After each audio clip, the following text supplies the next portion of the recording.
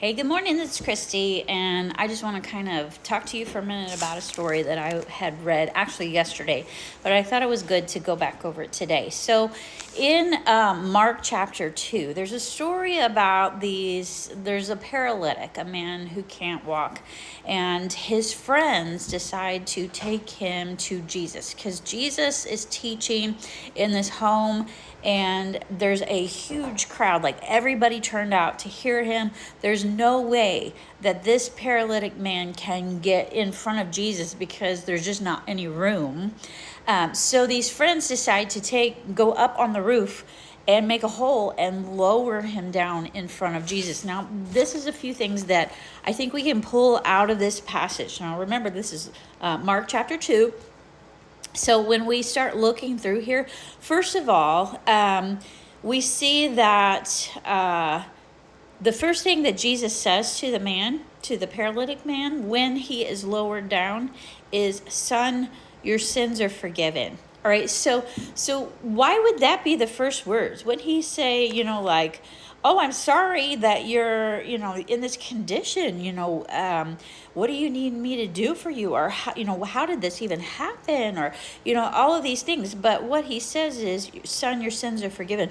Why is that? Well, because Jesus, though he cares for our temporary infirmities, though he cares for our physical problems that we have, our financial problems that we have, our family problems that we have, he cares for those things. But what he cares more about is your soul. And so that is what he was caring more about in this situation.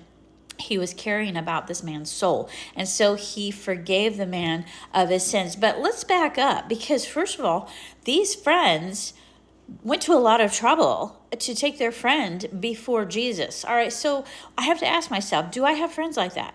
Am I a friend like that? Do I have friends who will go to great lengths to make sure that I get before Jesus, that I am spending time with Jesus, that I am in his presence? Am I that friend? Am I encouraging people to get in front of Jesus and spend that time with him? And am I willing to do whatever it takes to get them there? All right, and then the next thing that we see is the paralytic had to be willing. He could have said, "No, I don't want to bother Jesus. I don't even believe in Jesus. I don't care to go to all this trouble." He could have said no, but he was willing. And so his friends took the extra mile and they lowered him down. And because of this paralytic man's faith, his willingness to be healed, Jesus forgives him of his sins, but then he also physically heals the man. Now, the other thing that I thought was interesting, there were Pharisees, teachers of the law, that were there, and Jesus read their minds. He says, it says in verse 6, "Now some teachers of the law were sitting there thinking to themselves, 'Why does this fellow talk like that?'" Talking about Jesus. "He's blaspheming. Who can forgive sins but God alone?" Okay, did you catch that? But God alone. Jesus was God in the flesh. Jesus is God in the flesh. And so he could forgive sins because he is God.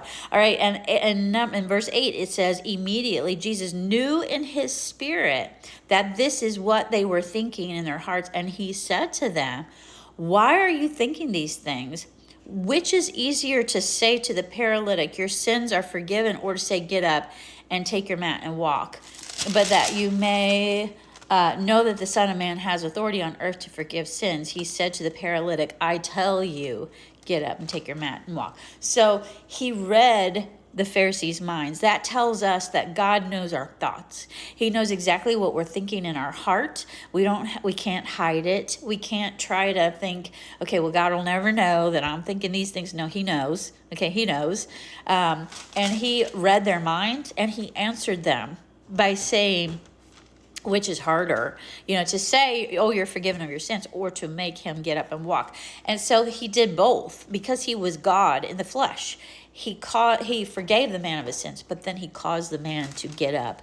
And the man then, this is another key point, the man was again obedient. He was obedient. When God gave him a command, he got up and he did. All right. So when God gives us a command, we need to listen and we need to do exactly what God calls us to do. All right. So those are just some thoughts I thought you might enjoy. Have a great day, y'all.